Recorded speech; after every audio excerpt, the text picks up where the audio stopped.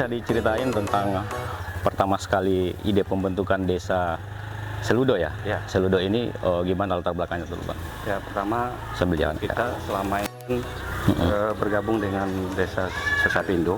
Ya. Nah, kami mengalami itu pelayanan administrasi sulit menurut waktu itu karena kami turun ke Sayap, ini jaraknya 2 kilo kan. Nah, maka saya punya ide, saya mengajukan usulan supaya Seludo ini menjadi desa gitu. Nah, kita sudah lakukan itu. Jadi waktu itu koordinasi kemana dulu supaya ide-ide itu terlaksana? Pertama, saya koordinasi dengan warga masyarakat, saya kumpul.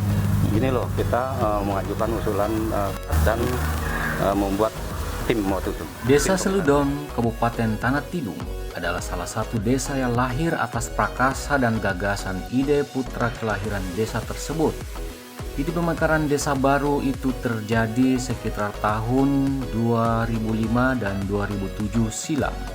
Berawal dari perenungan dan pembandingan kemajuan desa lainnya, mengilhami sosok pemuda tersebut bertekad menempuh segala macam cara untuk mensejajarkan desa itu dengan desa-desa yang terlebih dahulu maju dengan berjuang memekarkan desa baru ini dari induknya Desa Sesabindo. Pertimbangan pendidikan yang terbelakang, ekonomi yang di bawah standar, pelayanan dan kerukunan yang tidak maksimal merupakan deretan motivasi Desa Seludon harus dimekarkan. Adalah Samuel, lelaki berumur 50 tahun dan kini menjadi wakil rakyat di DPRD Tanah Tidung sebagai wakil ketua dari Partai Hanura.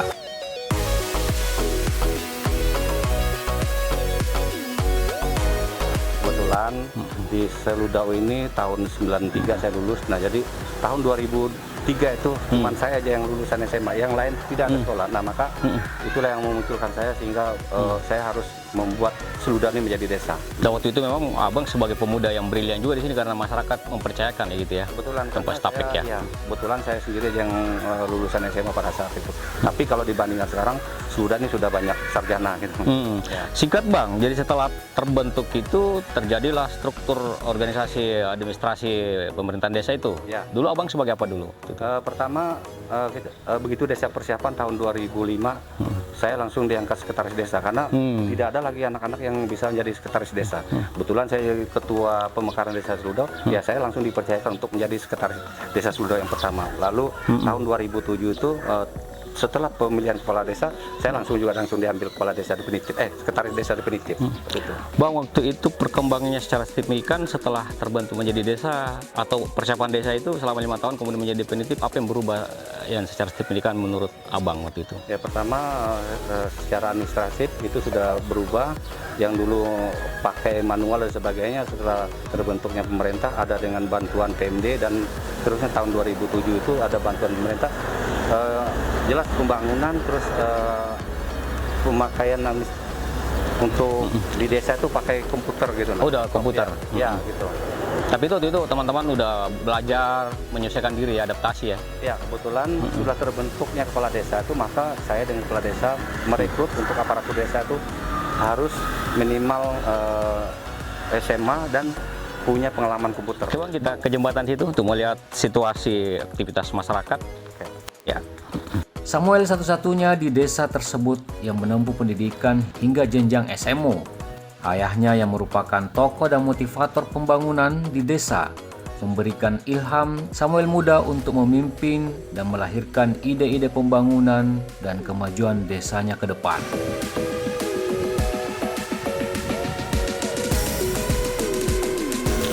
Bang, kalau aktivitas kehidupan masyarakat di sini, ekonominya, kemudian nafkahnya, apa yang menonjol Bang? Karena di sini rata-rata petani, ya kita hidupnya kayak contoh kebun lobang. Sekarang mereka lebih ke kebun sawit sekarang. Ya. Jadi agak naik grade. Naik grade sekarang ini. Berarti secara penghasilan lumayan masyarakat di sini ekonominya ya? Lumayan tergantung anunya ya, besarnya kebun. Baik kebun sayur mayur, kalau besar ya besar penghasilan, begitu juga sawit. Ya.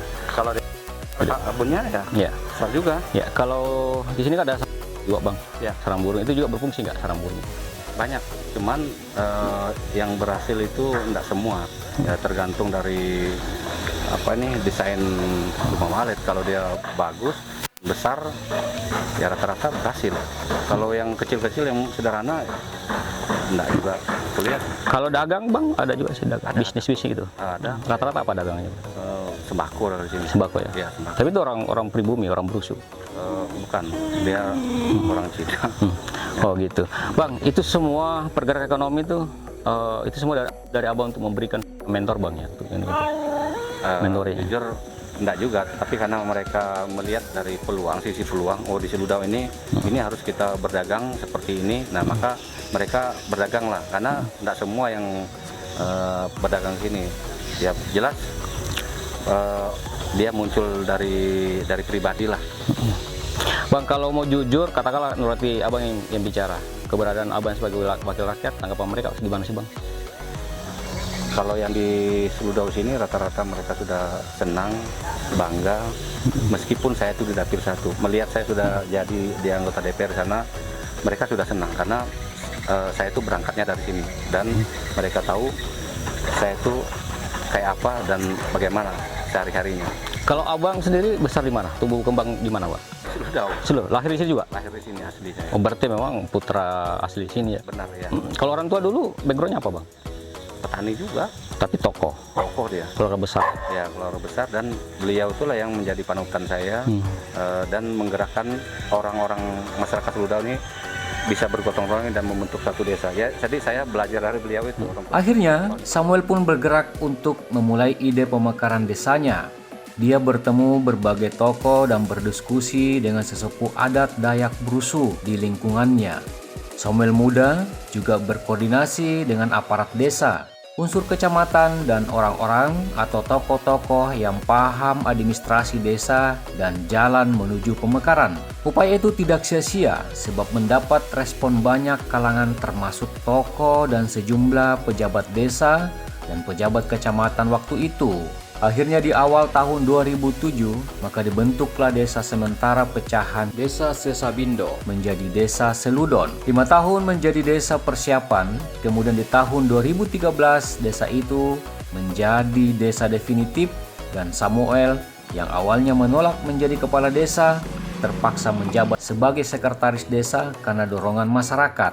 Dari menjadi sekretaris desa pertama di Seludon itulah Samuel mendapat dorongan untuk naik kelas menjadi pengurus partai politik di Hanura. Singkat cerita, tentu saja karir politik Samuel melejit. Hal itu dibuktikan dengan menjadi pemuda pendulang suara terbanyak dari Partai Hanura di Tanah Tidung pemilu 1919 lalu.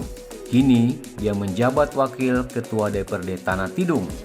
Duduk sebagai wakil rakyat dari Partai Hanura DPRD Tanah Tidung, kesempatan Samuel mewujudkan impiannya membangun desa Seludon semaju-majunya kian bergeliat.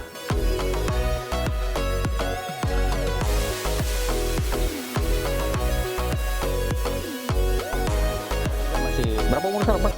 50. 50, masih agak muda ya kan? Separuh lah. Masih separuh lagi gitu kan. Nah, sebagai generasi muda di sini, melihat abang generasi muda gimana sini? Khususnya untuk putra asli daerah Brusu itu. Ya, selain juga tuntutan sekarang ini harus sekolah, dan saya juga dari dulu sering memberikan masukan.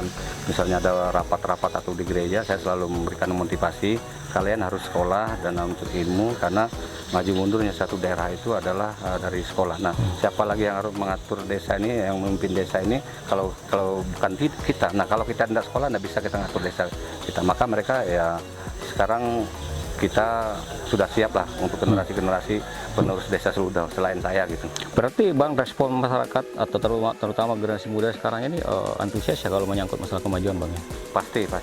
Karena mereka sudah melihat bagaimana suatu daerah itu bisa maju dan berkembang ditunjang dengan pendidikan. Nah, ketika mereka balik ke kampung, ya pasti mereka berniat untuk membangun desanya untuk lebih maju lagi. Bang, kalau pemuda ini selain dia mengejar pendidikan setinggi-tingginya, di aktivitas luar kayak katakanlah organisasi dan segala macam kemudaan, bagaimana bang di sini?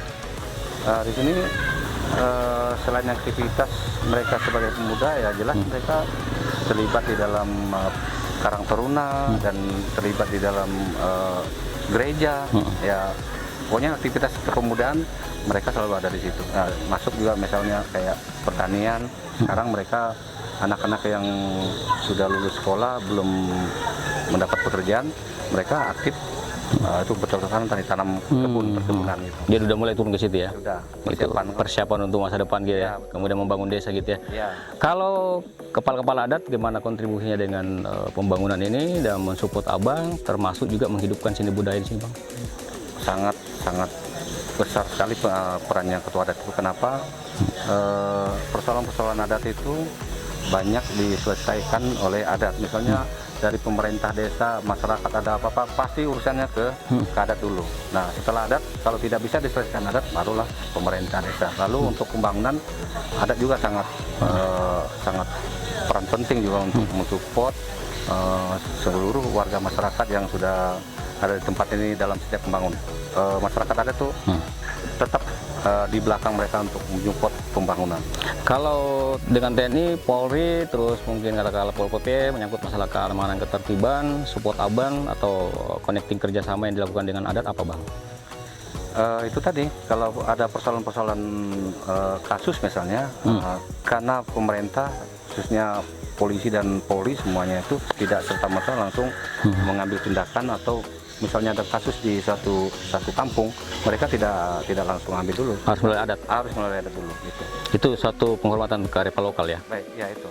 Oke. Sektor perekonomian warga kian menanjak dengan membangun perkebunan sawit, sarang burung, pertanian dan perkebunan, serta berbagai dunia usaha lainnya kini tumbuh kembang dengan baik di Desa Seludon.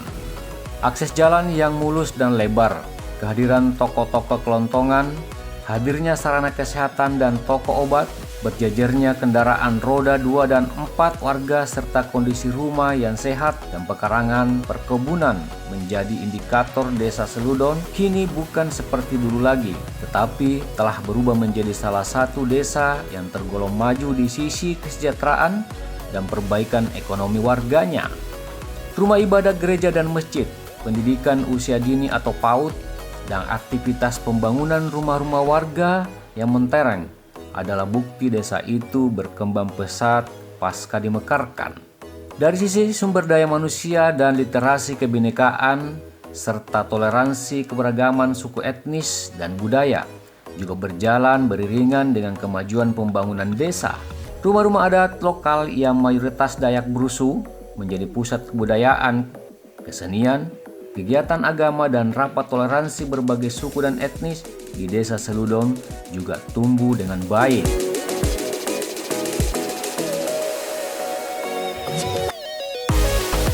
Fungsi esensinya apa di sini, Bang? Biasanya? Pertama ya sebagai ikon suatu tempat. Contoh di Seludon ini kan Dayak Brusu, maka balai adatnya seperti ini. Kita dibawa di rumah adat ini. Jadi ya gede multifungsi ya. Ya, multifungsi Multifungsi gitu. Tapi ya, ini memang sebuah simbol ya bahwa di sini ada. Nah, yang membedakan Dayak Brusu dengan daerah lainnya apa, Bang? ya rumah adatnya pasti berbeda. Ya. Ini bisa digambarkan kalau rumah adat Brusu seperti ini, kalau yang lainnya Abang lihat gimana? Kalau suku lain pasti ciri-ciri anunya itu pasti beda. Rumah adatnya terus motifnya juga ini ukiran pasti beda. Itu kalau orang Belusu pasti selalu begini dia atapnya. Memang ini kan baru. Kalau dulu atapnya atap daun, tetapi karena zaman modern ya masyarakat adat sini sepakat aja untuk ganti atap dengan motif tidak akan berubah. Nah, contoh dia selalu miring dan terbuka seperti ini. Nah, karena dia tuh pakai AC alam lah ceritanya itu. Kondisi ini membuktikan jika pemekaran Desa Seludon memang merupakan langkah yang tepat. Bahkan menurut Samuel, Desa Seludon masuk deretan desa maju dan berprestasi di Tanah Tidung. Samuel selaku wakil rakyat termasuk anggota DPRD yang memiliki banyak ide-ide dan gagasan dengan sesama anggota DPRD lainnya.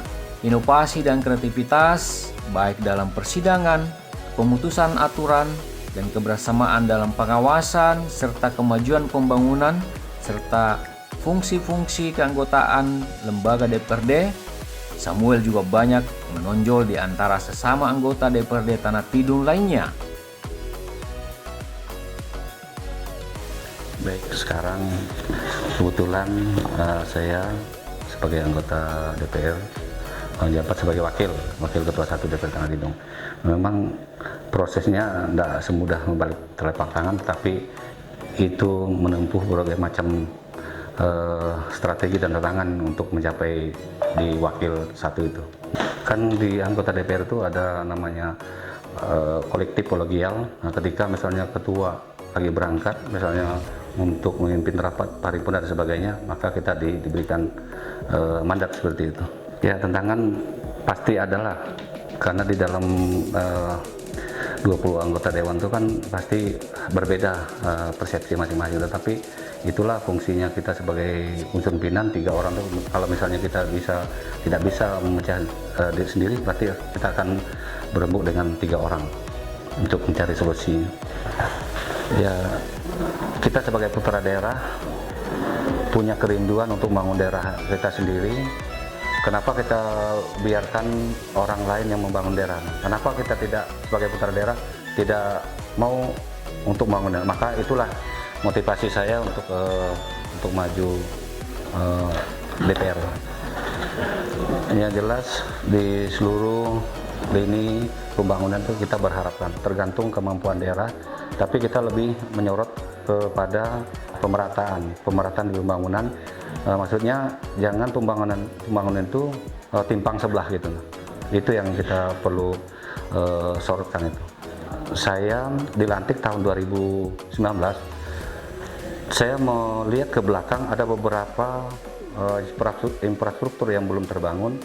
Nah, setelah saya dilantik sebagai putra daerah dan punya niat, dan itu saya akan perjuangkan, puji Tuhan sekarang sudah terrealisasi. Contoh jembatan gantung yang ada di Betayau, penghubung desa Bebakung itu sudah digunakan oleh masyarakat, sebelumnya tidak. Lalu pemerataan di pembangunan yang lain, contohnya rumah ibadah yang selama 2019 ke bawah itu saya lihat tidak ada satupun rumah ibadah yang dibangun dari Pemda. Tetapi menurut saya itu bukan karena Pemda yang tidak bangun, tetapi kelemahannya perwakilan yang dari sana itu tidak serius atau tidak punya niat untuk membangun rumah ibadah itu. Nah, puji Tuhan sekarang ada 3 rumah ibadah yang sudah dibangun oleh pemerintah yang ada sekarang ini.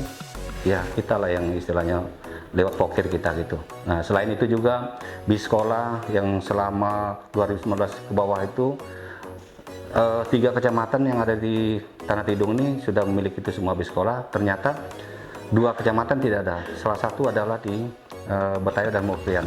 Itulah yang saya lihat ketimbangan menurut saya di pembangunan khususnya pendidikan. Maka saya minta dengan dinas kemarin, puji Tuhan itu sudah terakomodir. Lalu yang lain-lain misalnya kayak jalan di Mundupo itu udah kemarin putus, sekarang sudah di aspal, termasuk di Bebakung juga dalam tahap pengerjaan, yang mana sekarang ini masuk di agregat, tidak lama lagi di aspal gitu. Mungkin inilah salah satu tujuan kita untuk memilih seseorang perwakilan kita, karena mungkin melihat daripada hasil tadi, dari hasil terpilihnya kita 2019 ini yang muncul, yang seperti yang disebutkan tadi. Nah, lalu yang ke belakang tadi itu, ya itu yang sangat diharapkan mereka, ternyata belum mungkin gitu. Kalau pribadi tetap konsisten membawa lembaga ini baik ke depannya. Terus kalau program, jelas kita tetap memperjuangkan seluruh aspirasi masyarakat yang sifatnya umum, dan kita juga selalu berkoordinasi dengan pemerintah, khususnya Bupati, agar keinginan masyarakat yang belum tersalurkan itu bisa terakomodir. Dan itu kembali juga tergantung dari prioritas pembangunan dan kemampuan keuangan daerah. Ya. Bekerja dengan hati nurani atau ada kepentingan? Pasti bekerja dengan hati nurani. Inilah inspirasi dan toladan sosok pemuda Tanah Tidung yang harus diikuti pemuda-pemuda lainnya di Tanah Tidung yang akan datang. Bersama dengan pemerintah Tanah Tidung, Samuel hidup dengan motivasi kemajuan yang menciptakan kreativitas yang logis dan terukur. Dijadikannya prinsip dirinya untuk memajukan pembangunan Tanah Tidung dan Desa Seludon secara khusus. Dari Desa Seludon, Kaltara TV, Heri Aidil Ismail melaporkan.